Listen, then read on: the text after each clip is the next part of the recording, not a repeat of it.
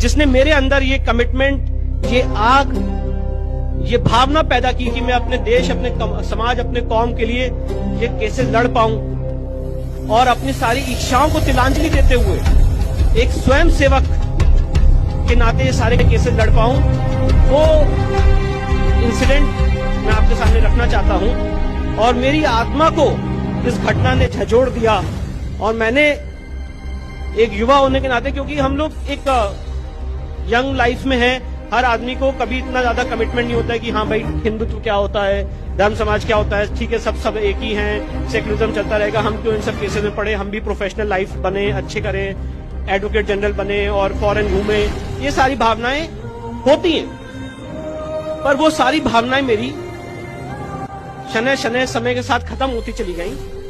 और जब 2013 में मैं दिल्ली में प्रैक्टिस कर रहा था, मेरे पिताजी को अस्थमा का अटैक पड़ा और मैं लगातार गाड़ी चला के वहां पहुंचा। अस्पताल में भर्ती थे और डॉक्टर ने कहा कि इनकी बचने की कोई उम्मीद नहीं है, ये इनको वेंटिलेटर भी हमारे पास नहीं है, तो अब आप अपने समय गिन लीजिए कि कैसे बचेंगे, हमें नहीं पता। उस मृत्यु शैया पे, उस डेथ बेड पे मेरे पिताजी ने मुझसे कहा, और उन्होंने कहा, विष्णु,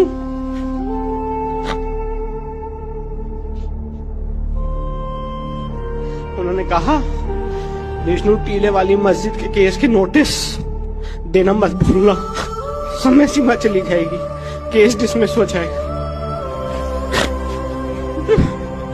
टूट गया।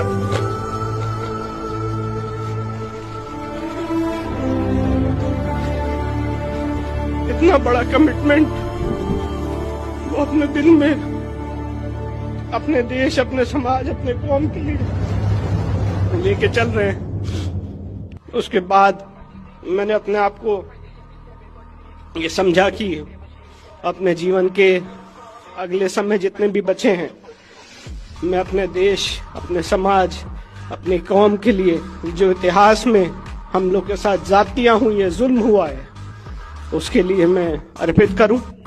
और उसी श्रृंखला में फिर ये सारे केसेस हमने फाइल किए।